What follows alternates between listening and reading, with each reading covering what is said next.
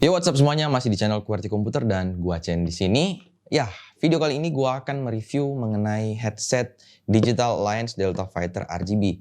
Headset ini udah beberapa kali di request untuk gua review, jadi gua baru berkesempatan kali ini untuk review headset ini. Jadi gak usah lama-lama, kita mulai aja langsung. Tapi sebelumnya, buat kalian yang masih baru di channel ini, jangan lupa klik tombol subscribe kalau belum dan aktifkan tombol lonceng kalau belum, biar kalian gak ketinggalan video-video baru dari gua nantinya. Oke, kita langsung mulai aja.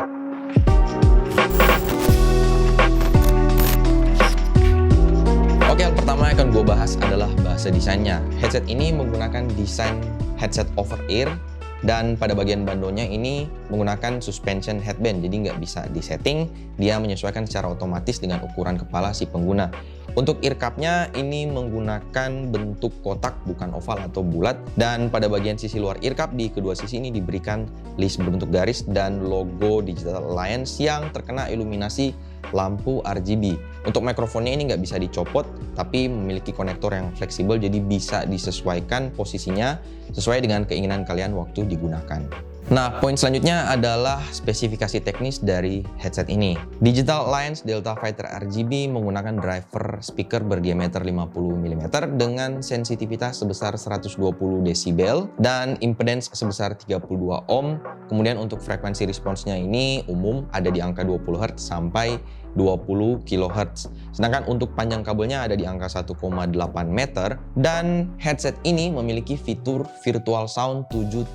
Jadi untuk konektornya ini hanya punya satu konektor, yaitu USB Type A. Nggak punya jack audio, cuman koneksi USB Type A. Jadi ini mungkin lebih cocok untuk digunakan pada laptop atau PC. Nah, kalau untuk smartphone sendiri mungkin harus menggunakan USB OTG, tapi gua nggak rekomen. Gua lebih rekomen untuk penggunaan pada laptop ataupun untuk PC. Selanjutnya untuk build quality dari headset ini. Headset ini dominannya adalah bahan plastik. Jadi bagian housing ear cup-nya ini masih menggunakan bahan plastik yang menurut gua standar ya untuk harga segini. Nggak bisa dibilang tebal tapi nggak juga bisa dibilang tipis, udah cukup kokoh lah intinya. Untuk bandonya sendiri ini gua nggak tahu bahannya di dalam menggunakan bahan plastik atau metal karena terbungkus dengan bahan rubber, jadi gua nggak bisa lihat isinya di dalam seperti apa. Untuk suspension headbandnya sendiri ini menurut gua nggak ada lapisan foamnya ya, jadi ini hanya semacam bahan yang kaku aja untuk nanti menopang pada bagian bandonya yang langsung bertemu dengan posisi rambut kita. Dan ini untuk bandonya ini dibungkus dengan bahan synthetic leather yang menurut gue udah cukup halus, dan ada sedikit aksen DA gaming pada bagian suspension headbandnya. Untuk foamnya sendiri ini menggunakan busa yang menurut gue nggak tahu apakah busanya yang kaku atau karena bahan synthetic leather yang membungkus earfoamnya ini yang kaku. Feel gua saat untuk memegang busanya ini mungkin bisa dibilang agak cukup kaku ya. Untuk dari finishing headphone ini menurut gua udah cukup rapi, dan seperti biasanya nggak ada potongan-potongan atau cutting-cutting yang terlihat tajam pada bagian pinggiran plastiknya. Dan untuk kabelnya juga menurut gua ini udah cukup kokoh karena udah berbahan paracord atau braided, dan bisa dibilang cukup tebal ya dibandingkan dengan headset-headset yang lain. Tapi ini nggak kaku, bahannya udah cukup elastis dan luas, jadi nggak akan mengganggu untuk cable manajemennya. Poin selanjutnya adalah sound quality. Kalau menurut pendapat gue pribadi, lagi-lagi ini preferensi gue pribadi ya, headset ini memiliki karakter suara yang terbilang cukup dominan pada frekuensi middle-nya. Sementara untuk frekuensi low atau bass-nya menurut gua nggak begitu dominan, tapi udah cukup representatif, detailnya udah cukup dapat, walaupun bass-nya nggak begitu nendang, tapi lumayan berasa untuk detailnya. Sementara untuk frekuensi high-nya menurut gua ini lumayan lemah ya, dibandingkan untuk frekuensi middle dan frekuensi bass-nya. Jadi kalau menurut gue untuk frekuensi middle-nya mungkin lebih cenderung tenggelam terhadap dua frekuensi yang lain. Dan mungkin biar lebih jelas untuk karakter suaranya, di sini gue coba tampilin ilustrasi lewat settingan equalizer biar teman-teman bisa lebih paham bagaimana pendapat gue atau gambaran gue untuk karakter suara dari headset Digital Alliance Delta Fighter RGB. Nah, sementara untuk kualitas suara dari mikrofonnya, gue akan coba demonstrasikan aja langsung biar kalian bisa lebih paham bagaimana kualitas suara mikrofon dari headset Digital Alliance Delta Fighter RGB. Dan oke, biar lebih jelas untuk menggambarkan kualitas suara mikrofon dari headset ini Ini adalah suara dari microphone headset Digital Alliance Delta Fighter RGB. Tes mic 12, tes mic 12. Mikrofonnya memiliki pola omnidirectionalnya, jadi tangkapannya menurut gua udah cukup luas juga jadinya karena memiliki pola omnidirectional ya. Jadi untuk ambient sound mungkin masih cukup tertangkap ya seperti ini mungkin. Jadi bisa teman-teman lihat sendiri apakah suaranya udah cukup bagus atau enggak. Tapi kalau menurut gua untuk harga segini, menurut gua headset ini udah cukup mantap. Mikrofonnya juga udah cukup natural, walaupun mungkin agak cukup mendam ya suaranya, tapi udah oke lah di harga, apalagi di harga segini. Dan silahkan lihat sendiri bagaimana kualitas suara dari mikrofon Digital Alliance Delta Fighter RGB. Tes mic 12, tes mic 12. Kemudian bagaimana dengan pengalaman gua atau feel gua waktu menggunakan headset ini? Nah, secara keseluruhan kalau untuk clampingnya sendiri menurut gua ini udah cukup pas ya. Walaupun terlihat dari earcupnya ini menurut gua ini lumayan gede ya, tapi menurut gua masih oke lah untuk tampilan, apalagi kalian yang doyan dengan bermain game saat streaming, ini udah cukup keren tampilannya.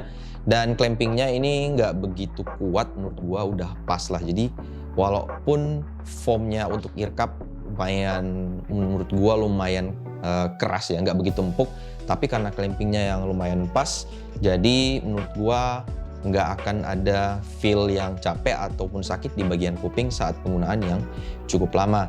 Kemudian untuk ukuran earcupnya juga kalau menurut gua karena lumayan gede ya, jadi isolasi suara untuk bagian luar ini nggak cukup bagus, masih lumayan kedengeran untuk bagian luar. Dan untuk feel-nya sih menurut gua udah lumayan lah ya untuk dipakai bermain game. Dan mungkin untuk headset ini menurut gua tambahan sedikit bisa lebih cocok untuk game seperti contohnya single player adventure. FPS bisa, tapi lebih condong ke single player ya, bukan FPS online kompetitif, karena headset ini memiliki fitur sound 7.1. Jadi untuk game FPS kompetitif seperti CSGO, Valorant atau Apex mungkin ini kurang begitu cocok menurut gua, karena virtual sound 7.1-nya ini akan memberikan kesan yang luas. Jadi step musuh ini mungkin akan sedikit ambigu arah langkahnya dari mana buat kalian nanti waktu bermain game. Jadi kalau untuk ini gua lebih rekomen untuk penggunaan mungkin nonton film atau main game single player yang bukan kompetitif. Mungkin itu aja. Dan ya selebihnya sih kalau menurut gua pengalaman gua saat menggunakan headset ini udah cukup enak, nyaman, dan bisa digunakan dalam waktu yang cukup lama. Poin terakhir adalah kesimpulan gua mengenai headset ini. Nah, perlu diperhatikan headset ini dijual dengan harga 189.000 oleh official store-nya di marketplace. Jadi gua nggak bisa komplain banyak dari headset ini, walaupun menurut gua ada beberapa hal yang kurang cocok untuk gua sendiri ya. Seperti contohnya misalnya untuk posisi volumenya. Posisi volumenya ini hanya berada pada bagian earcup kiri bagian belakang. Jadi ada dial di sini yang bisa diputar untuk mengatur volumenya. Kalau menurut gua akan lebih bagus lagi kalau ada dongle pada bagian kabelnya untuk mengatur mute mic-nya dan volumenya. Jadi bukan di bagian sini, karena kadang kalau misalnya posisi gua duduk saat main game, untuk tone dialnya ini kadang suka kegeser sendiri di saat gua sandaran ke kursi. Tapi mengingat ini hanya berada pada angka 189.000, jadinya gua nggak bisa banyak komplain, dan menurut gua ini udah cukup worth it di harga 189.000 selama penggunaannya menurut gua untuk keperluan single player gaming atau untuk nonton film, mengingat ada fitur virtual 7.1-nya.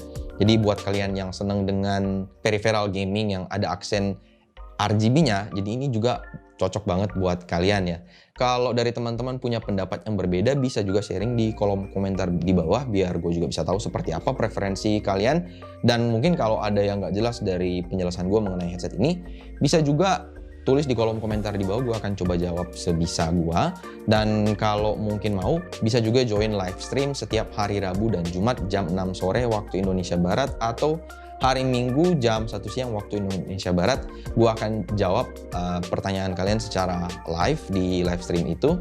Dan segitu dulu video kali ini. Jangan lupa klik tombol like-nya kalau video ini kalian suka. Jangan lupa juga tombol subscribe kalau belum. Dan aktifkan tombol lonceng biar nggak ketinggalan video-video gue dari nantinya.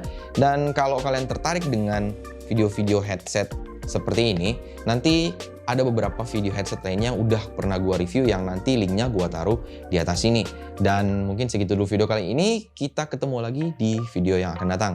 Sampai jumpa dan thank you.